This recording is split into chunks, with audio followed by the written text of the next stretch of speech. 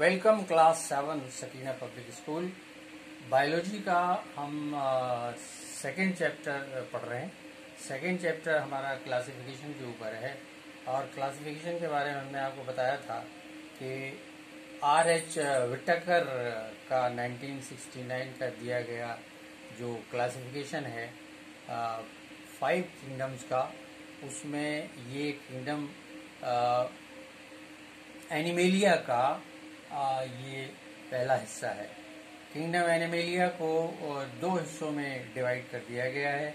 एक वो एनिमल जिनके पास वर्टिब्रल कॉलम होता है, बैकबोन होती है, इंटरनल स्केलेटन होता है, एंडोस्केलेटन, और एक वो ग्रुप जिसके पास एंडोस्केलेटन या वर्टिब्रल कॉलम या बैकबोन नहीं होती। तो हमने शुरू किया है बैकबोन नहीं होने वाले एनिमल से। इनको इनवर्टिब्रेट कहते हैं और इनके 9 सब ग्रुप्स हैं। हमने 9 सब ग्रुप्स के नाम आपको याद करने के लिए कहा था, आपको याद हो गए होंगे। अब मैं लिख रहा हूँ, आप सोचिए अपने दिल में। पहला है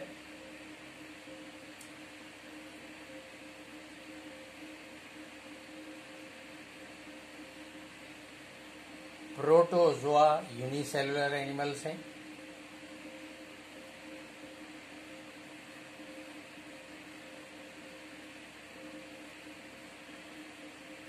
दूसरा है पोरीफेरा, पोर से जैसा साबित होता है नाम से, बॉडी पर बहुत सारे पोर्स पाए जाते हैं।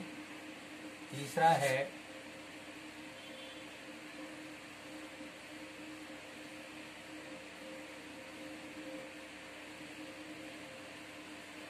सीलेंट्रेटा। सील का मतलब होता है कैविटी।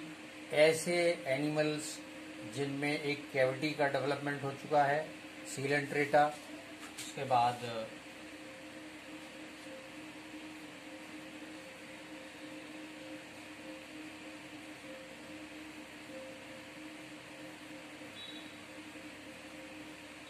प्लैटीहेलमिन्थस,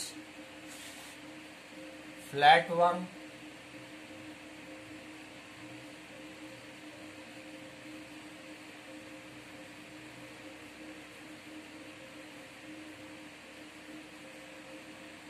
निमैटहेलमिन्थस, राउंडवर्म्स,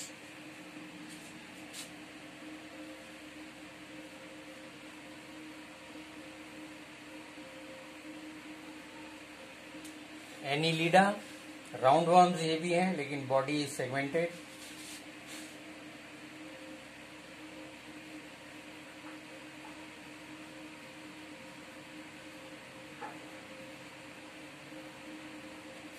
आर्थ्रोपोडा, ऐसे एनिमल जिनके लेग्स ज्वाइंटेड होते हैं। ज्वाइंटेड लेग से आपका थोड़ा सा कंफ्यूजन डेवलप होगा कि ज्वाइंटेड लेग्स तो हमारी टांगों में भी ज्वाइंट्स हैं बीच में, लेकिन हम बताएंगे कि इनके ज्वाइंटेड लेग्स में और हमारे लेग्स के ज्वाइंट्स में क्या फर्क है।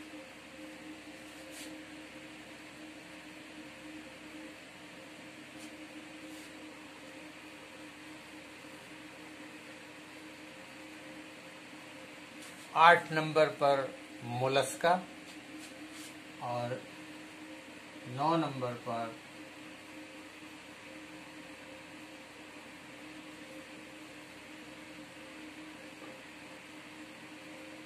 एकाइनोडर्मेटा।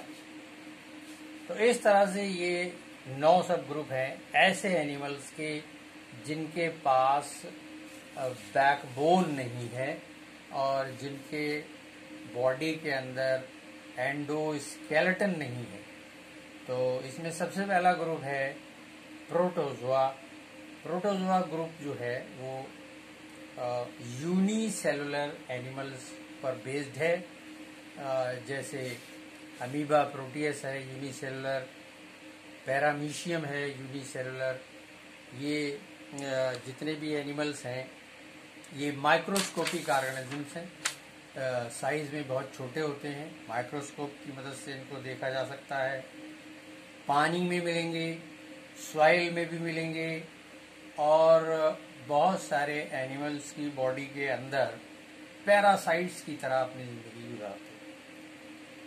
कुछ प्रोटोजोआ ऐसे हैं जो बीमारी भी पैदा करते हैं।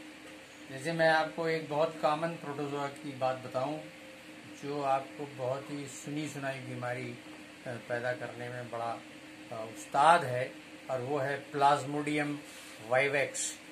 इसका अंग्रेजी नाम है मलेरियल पैरासाइट। ये पैरासाइट हमारी बॉडी में मच्छरों के जरिए ट्रांसफर किया जाता है। मच्छर इसका इंटरमीडिएट होस्ट है। एक बीमार आदमी जिसको मलेरिया हो गया है, उसको अगर एक मच्छर, आमतौर पर 2 मच्छर जो है वो ये बीमारी फैलाते हैं। एक तो जो एनोफ्लिस है, वो आमतौर पर सारे मच्छर आपको काटने के लिए आपकी बॉडी पर अटैक नहीं करते, बल्कि सिर्फ फीमेल्स आपकी बॉडी पे अटैक करती हैं। उनको मैमल्स का ब्लड चाहिए। उनकी बॉडी में जब मैमल्स का ब्लड पहुंचता है तो वो उनके एग्स की मैच्योरिटी ऑब्टेन होती है। तो अगर कोई बीमार आदमी है जिसके अंदर पहले से मलेरिया का पैरासाइट मौजूद है, यानी प्लाज्मोडियम यूनिसेलुलर प्रोटोजोन, तो ब्लड सक करने पर इसकी इन्फेक्टिव स्टेजेस मच्छर के पेट में पहुंच जाएंगे। वो भी अगर मच्छर एनोफिलीस जीनस का होगा। तो एनोफिलीस जीनस का नहीं है, क्यूलेक्स है या एडिस है, इसने आपको, इसकी फीमेल ने आपको काटा है, तो उनकी बॉडी में ये प्लाज्मोडियम यूनिसेलुलर प्रोटोजोआ डेवलप नहीं होगा। लेकिन अगर एनोफिलीस है तो इनकी बॉडी में ये डेवलप होगा और फिर से इन्फेक्टिव स्टेजेस बना लेगा, और ये उनकी बॉडी से, उनके स्टमक से निकलकर ये उनकी सैलिवरी ग्लैंड्स में आ जाते हैं। सैलिवरी ग्लैंड्स उनकी जो काटने वाला प्रोबोसिस है, जो सूंड है, उससे जुड़ी होती है। जब ये मच्छर किसी तंदुरुस्त आदमी को उसका खून चूसने के लिए काटती है तो पहले अपना सलाइवा उसमें डालती है। सलाइवा डालने से जो ब्लड कोआगुलेट नहीं होता, नहीं तो अगर सलाइवा नहीं डालेगी, उसमें एंटी कोआगुलेंट होता है, अगर सलाइवा नहीं डालेगी तो ये ब्लड उसकी सूंड में ही जम जाएगा, क्लॉट हो जाएगा, यानी कोआगुलेशन हो जाएगा उसका। तो ये पहले अपना सलाइवा डालती है। अब सलाइवा जब डालेगी तो सैलिवरी ग्लैंड में प्लाज्मोडियम की इन्फेक्टिव स्टेजेस पहले से तैयार रखी हैं, वो आपकी बॉडी में पहुंच जाएंगी। फिर वो आपके ब्लड सर्कुलेशन में आ जाएंगी। ब्लड सर्कुलेशन से फिर वो आपकी लिवर सेल्स में पहुंच जाएंगी और लिवर सेल्स में अपनी तादाद बढ़ाने लगी। बहरहाल वो एक अलग जिक्र है मलेरिया फैलने का। तो ये एक बड़ा कॉमन प्रोटोजोन है जो बीमारी भी फैलाता है। एज ए पैरासाइट आपकी बॉडी में पहुंचेगा और आपको बीमारी भी पैदा करेगा। तो मलेरिया है, डिसेंट्री है और अमीबियासिस है। ये ऐसी बीमारियां हैं जो इन यूनिसेलुलर ऑर्गेनिज्म या प्रोटोजोन के जरिए इंसानों में फैलती हैं। अमीबा, पैरामीशियम, यूग्लिना और हमने भी आपको बताया मलेरियल पैरासाइट प्लाज्मोडियम, ये इसकी एग्जाम्पल्स हैं। दूसरा ग्रुप है पोरीफेरा। पोर्स का मतलब होता है सुराख। इनकी बॉडी पर बहुत मल्टी सेलुलर ऑर्गेनिज्म है, यूनिसेलुलर नहीं है, मल्टी सेलुलर ऑर्गेनिजम्स हैं। मोस्टली मेरीन, ज्यादातर नमकीन पानी, समुद्री पानी में पाए जाते हैं, लेकिन कुछ मीठे पानी में भी मिलते हैं। ये मूव नहीं करते, ये चलते फिरते नहीं, बल्कि ये पानी के सबस्ट्रेटम में किसी चीज से अपने आप को जोड़े रखते हैं। पूरी बॉडी पर बहुत सारे सुराख होते हैं, पोरस एनिमल कहलाते हैं, और उनकी बॉडी पर बहुत सारे पोर्स हैं, और ये पोर्स जो हैं ये इनकी बॉडी में पानी को घुसने में मदद करते हैं। पानी इनकी बॉडी में घुसता है और उस पानी के साथ साथ ऑक्सीजन और खाने पीने का सामान इनकी बॉडी में पहुंच जाता है। और इनके पास एक बड़ी ओपनिंग होती है जिसको माउथ कह सकते हैं, जो पानी इनकी बॉडी में पहुंच गया है वो बाहर निकल जाए, उसके लिए एक इनके पास ओरल बहुत बड़ा होल है, माउथ है।